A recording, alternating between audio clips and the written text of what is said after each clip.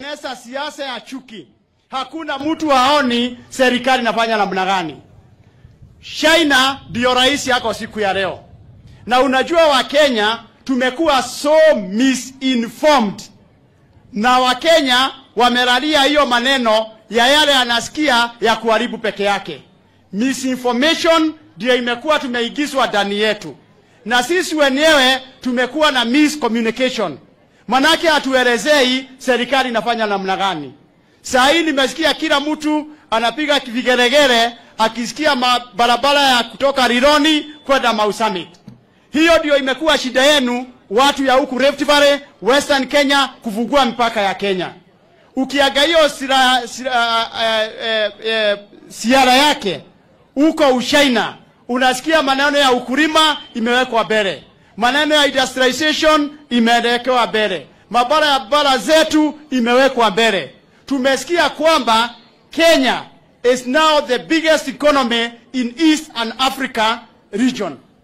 Ati kwa Afrika mzima Kenya imeanza kutaburikana.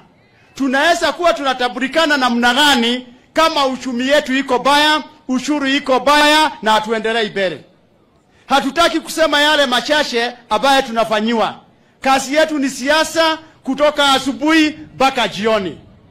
Na mnajua mkisikia watu wanapigana na hii serikali, lazima mjue on a dead tree there are no monkeys. Kama mti umekufa huwezi muona nyani pale. Kwani tunasemanga kama mti haina matunda vijana hawezi rusha mawe. Kwa hivyo wale wanaongea maneno ya serikali, ongeeni maneno ya serikali, yale mabaya na sisi tuwaelezee yale mazuri yako ndani ya serikali. Huko Mlima Kenya tumekarisha. Na sisi tulionyesha hatuna ukabila. Manake tulipigia William Samoei Ruto. Wakati watu walikuwa wakisema Wakikuyu hawezi kuipigia mtu mwingine.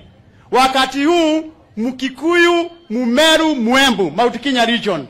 Kama kuna shida huko ni ile shida iko Kenya mzima. Kama kuna malalamishi ni kama yale yako Kenya mzima. Lakini unajua inzi moja hatuwezi kubali awe atafanya ng'ombe mzima aoze. Lazima tutasimama kidete. Tuwaelezee wa Kenya kuna siasa ya mtu moja ama watu wawili na kuna siasa ya mlima. Kuna Wakikuyu na Mkikuyu. Lazima tutofautishe haya maneno yote. Kwa hivyo mimi nasimama hapa siku ya leo nikiunga Rais William Samoei Ruto.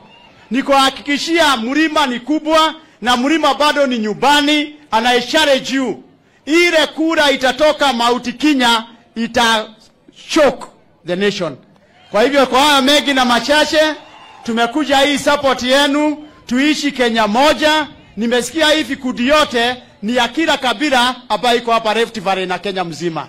Nataka kuwashukuru. Mnataka turudi tena ama tusirudi tena? Tupeleke salamu Mount Kenya tusipeleke? Hebu nipatieni salamu za mlima, salamu za Kenya mzima. Asanteni sana and God bless you. Sijakuja mkono tupu, niko na kitu kidogo ya kuashia kina mama. Mheshimiwa huyo anatosha.